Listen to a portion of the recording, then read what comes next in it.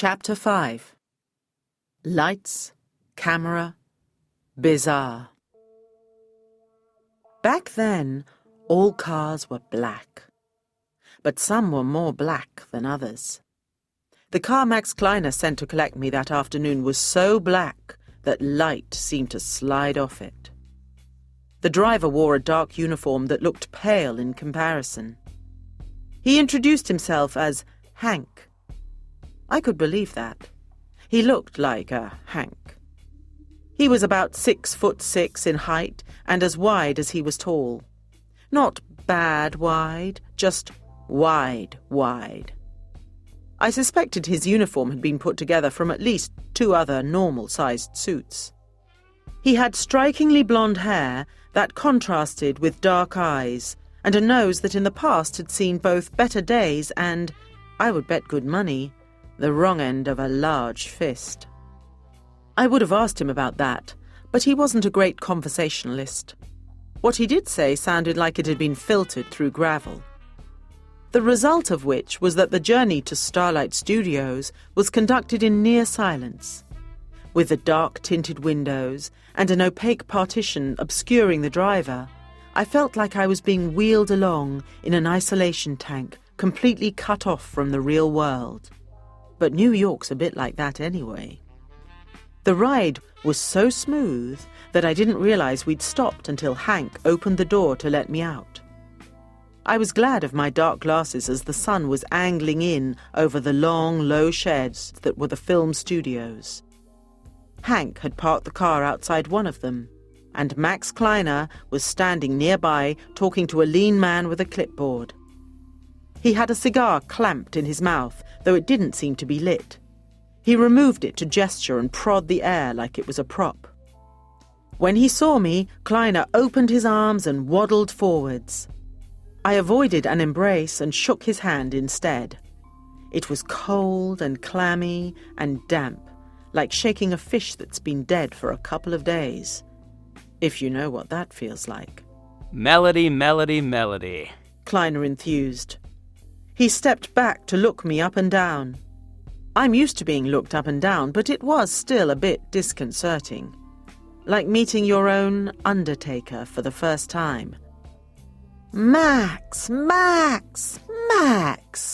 I reciprocated. How kind of you to invite me to your quaint little place. His mouth smiled to show he took it as a joke. His eyes hadn't quite got the message and glared angrily. Hank stayed with us as Max led me through a side door into the studio. Inside was bigger than an aircraft hangar and hotter than a sauna because of all the lights. The lion's share of the lighting was reserved for the set where they were shooting. It was a ballroom furnished in the style of Renaissance Italy. I refrained from pointing out a few obvious mistakes. I doubt if accuracy was foremost in the mind of the designer or the costume department. It was a little strange seeing the room only half built, with walls omitted to allow the cameramen access. But I can cope with strange. It's only when we get to bizarre that I start to get tingly. We watched Rock and Giddy rehearse their scene in front of the cameras, the director, all shirt sleeves and megaphone, interrupting every few minutes. It was like both of the stars were novices, having to be told what to do every step of the way. That might have intrigued me if I hadn't had Max Kleiner whispering obvious explanations uncomfortably close to my ear. The main distraction was that he had to stand on tiptoe to do it. As the cast took a break to set up the lights and cameras ready for the next shot, Kleiner gestured to Rock Railton, beckoning him over. A makeup woman moved in quickly on Giddy Semestra, all powder puff and potions. She had the sort of severe features and iron grey hair that would scare anyone into looking their best. He wants to apologize, Kleiner told me, as Rock negotiated a path through cables and technicians. Don't know what got into him last night, making like he didn't know you and all that. I said nothing. How did Kleiner know what had happened?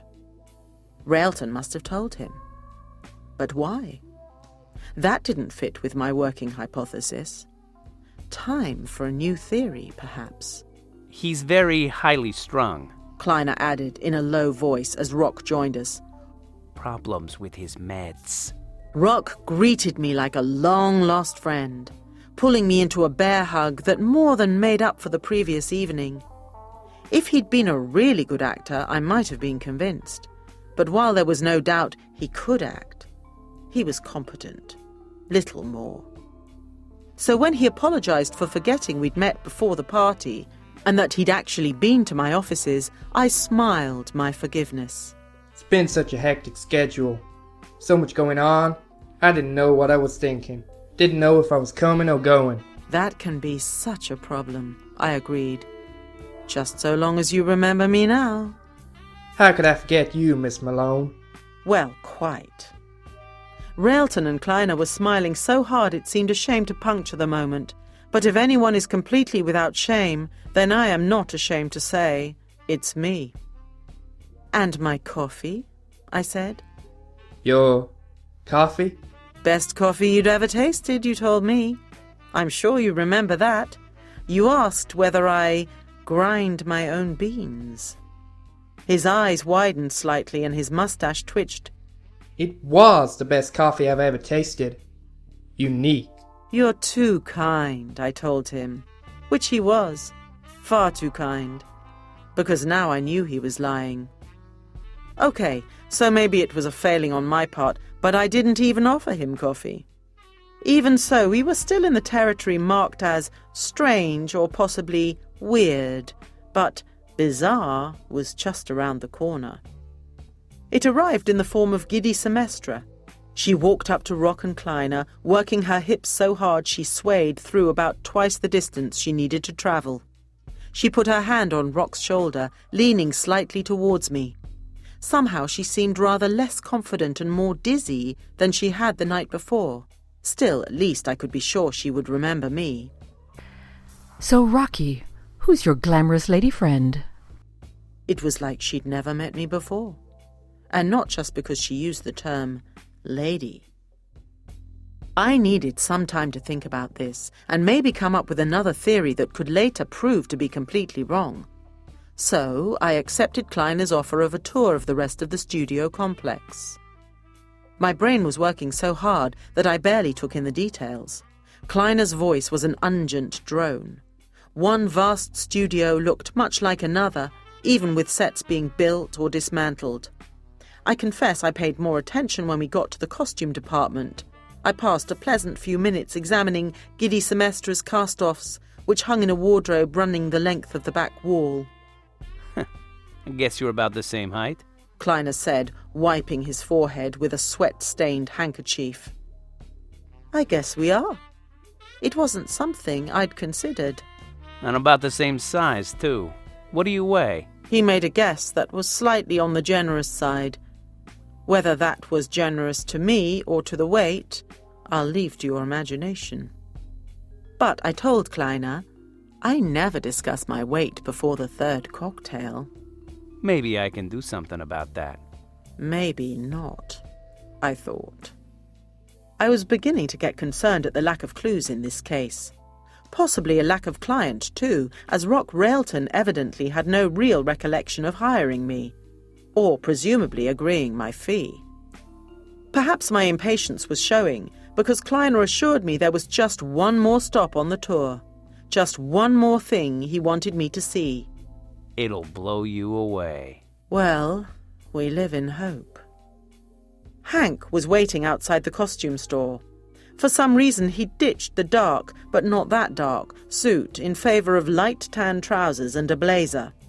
He cracked his knuckles alarmingly as we emerged, and he became our shadow as Kleiner led the way down an alley that ran alongside the building. Our destination was a nondescript block, away from the main complex. It looked insignificant in the way that only something that is supposed to remain unremarked can. The bolts and locks on the door were shiny from frequent use, but there was no sign of another living soul. Inside was dark. Kleiner fumbled for a light switch while Hank pulled the door shut behind us. You considered a life in the movies, Miss Malone? Kleiner said as the light snapped on. I think you asked me that before. Maybe I did. But your height and weight. What about them? Lights were flickering into luminescence all around. The whole building was one vast chamber, like the studios. Except this obviously wasn't a studio. I reckon you'd make a good double for Giddy Semestra. He had to be joking. Giddy's figure, while perfect in its own way, was rather different to my own just as perfect figure. Sure, we both had curves in the same places, but not always in exactly the same direction or at the same angle. There were bits of Giddy Semestra that entered a room long before the rest of her, and believe me, that would be a distinct disadvantage for a private detective who prides herself on being able to sneak into rooms all at roughly the same time. But whatever witty retort I might have made was stifled by the inside of the building as the lights came on. The centre of the chamber was taken up with a large, coffin-shaped tank. Pipes and tubes and cables and wires fed into and out of it, running to various pieces of advanced, for 1938, equipment.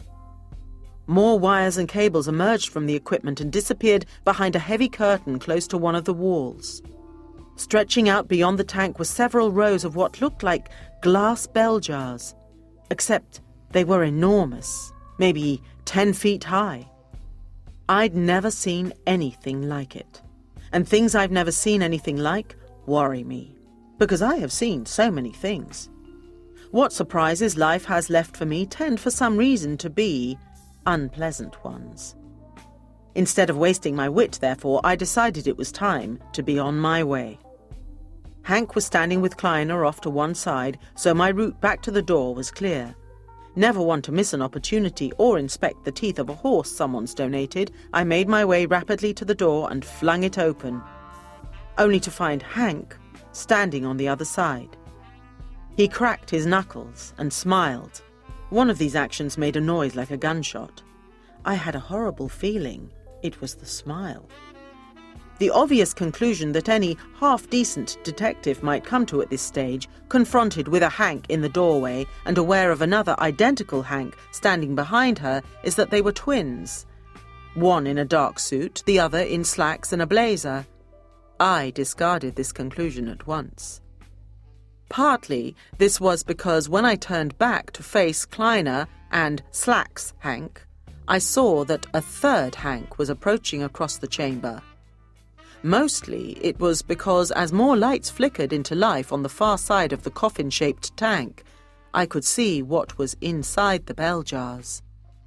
Leaning against the glass, for all the world like propped-up mannequins, were people, one in each jar.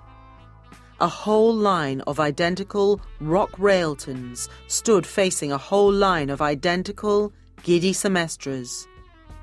"Here's the thing," I said to the Hank who had just grabbed my arms from behind and was holding me more tightly than a nervous bridegroom.